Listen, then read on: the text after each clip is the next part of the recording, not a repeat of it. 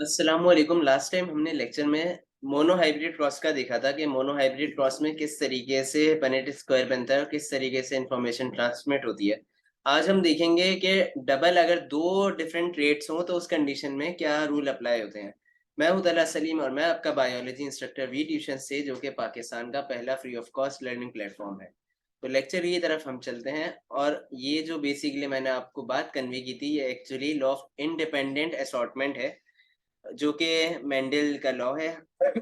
और इसके मुताबिक कि हीट्रोजाइगस कंडीशन के अंदर जब यानी ऐसा कोई दो डिफरेंट यानी ट्रेड्स दोनों अलग अलग करेक्टर शो कर रहे हो, यानी सपोज एक आई कलर के लिए हो, एक हेयर के लिए हो, या एक हाइट के लिए हो, दूसरा एयर के लिए हो, मुख्तलिफ चीज़ों के लिए दोनों लेकिन एक साथ रहें और दोनों का एक दूसरे पर कोई इफेक्ट ना हो, ये लॉ ऑफ इंडिपेंडेंट असॉर्टमेंट कहलाता है।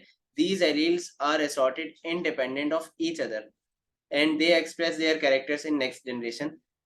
अब डाई हाइब्रिड क्रॉस क्या होता है? जिस तरह हमने last time monohybrid cross देखा था कि सिंगल कैरेक्टर का बेसिकली, कि अगर एक सिंगल कैरेक्टर ट्रांसमिट हो फ्रॉम पेरेंट, डाई हाइब्रिड में cross between two parents which are two different in two contrasting form of characters, यानी दो पेरेंट्स और उन दोनों में दो डिफरेंट तरीके के कैरेक्टर्स हो, ऐसे क्रॉस को डाई हाइब्रिड क्रॉस कहते हैं।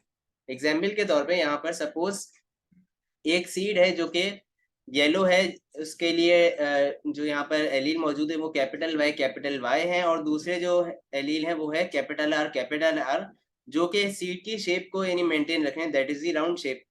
इसके बरअक्स एक और यहाँ पर सीड है जिसमें जो जीन्स है वो है स्मॉल वाई, यानी ग्रीन कलर जो कि रिप्रेजेंट कर रहे हैं, और स्मॉल आर जो कि रिंकल्ड। आर रिसेसिव है, इस वजह से वो करेक्टर शो नहीं करेगा। अब क्या है कि इनके दोनों के क्रॉस हुए तो क्रॉस में ये रिजल्टेंट बनेगा Y capital R small R, यानी फर्स्ट जनरेशन या फर्स्ट फिलेल जनरेशन में जो फिनोटाइप बना है वो येलो राउंड सीड है। सिंस के यहाँ पे कैपिटल वाई डोमिनेंट और कैपिटल आर भी डोमिनेंट है, इस वजह से स्मॉल आर के कैरेक्टर रिसेसिव यानी छुप गए। अब क्या है कि अगर ऐसे दो को मुख्तलिफ दो का क्रॉस करवाया जाए, एक जैसे सपोज यहाँ पे इस तरह लिख दिया, किस तरीके से बने कि यहाँ पर कैपिटल वाई स्मॉल वाई और कैपिटल आर स्मॉल आर, ये एक जो टोटल है यहाँ पर जो दो कैरेक्टर हैं, एक कैरेक्टर येलो का है और एक कैरेक्टर राउंड का है।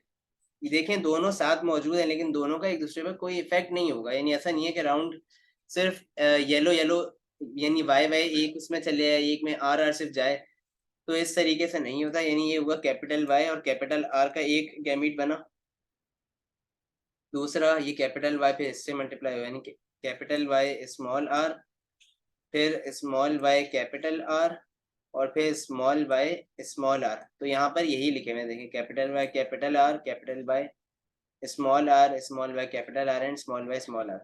तो इस तरीके से यहाँ पे ये चार गैमीट्स बनेंगे, और इन चार गैमीट्स में आप देखें हर एक में दो कैरेक्टर्स के जीन्स गए, एक फॉर येलो और एक कलर का और एक उसकी शेप का। लेकिन ऐसा नहीं हुआ कहीं पे कि कैपिटल वाई स्मॉल वाई का सिर्फ एक बन गया हो, या फिर ऐसा हुआ कि एक गैमीट में कैपिटल वाई स्मॉल आर चले गए, नहीं, दोनों साथ मौजूद हैं, दोनों इंडिपेंडेंट या सॉर्ट हुए। अब क्या है कि दोनों का क्रॉस होगा तो क्रॉस में क्या है, वाई कैपिटल आर, इस तरीके से ही मल्टीप्लाई होगा यहाँ पर। तो ये मल्टीप्लाई होने के बाद पहले एक रॉ बन जाएगी, रॉ इस तरीके से। सिंस ये फोर है, फोर यहाँ पे कैरेक्टर्स के बने, फोर गैमिट्स बने, तो 4 × 4 = 16। तो इस वजह से इस पनेट स्क्वायर में 16 बने, देख लें, 4 8 12 16। अब ये 16 है, हर एक में अलग अलग है।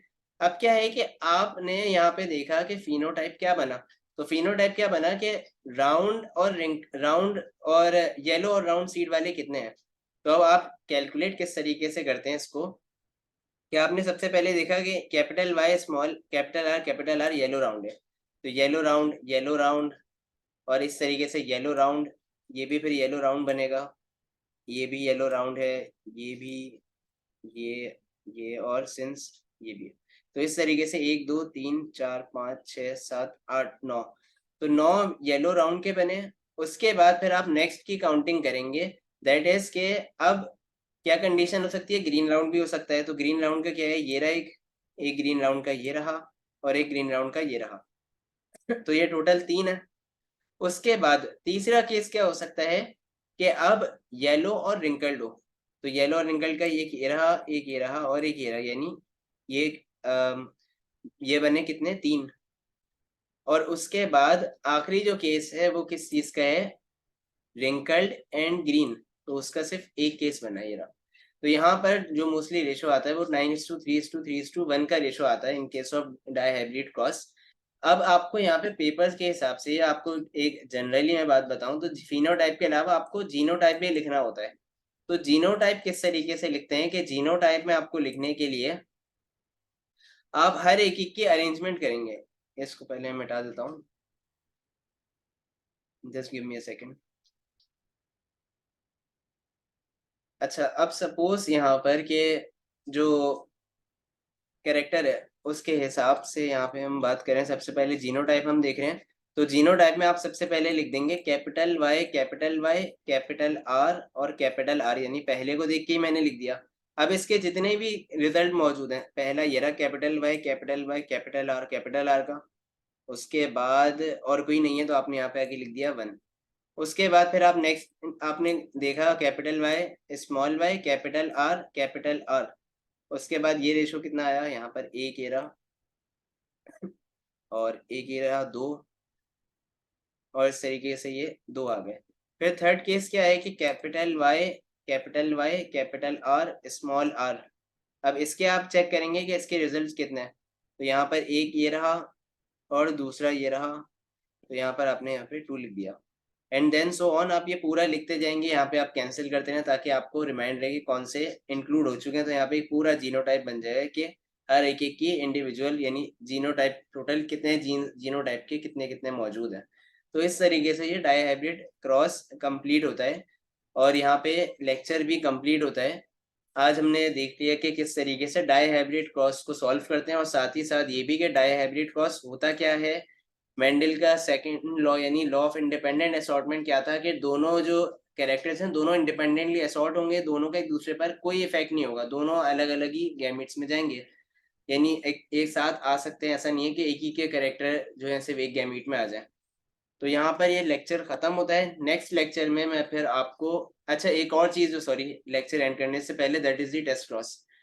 टेस्ट क्रॉस क्या होता है कि अगर सपोज आपके पास कोई ऐसा एक रिजल्ट लाया जाए, आपके पास कोई ऐसा पौधा लेकर आए आ गया कोई। अब उसके उसके पास वो जो दिखने में है, सपोज वो पौधा वो लंबा पौधा है।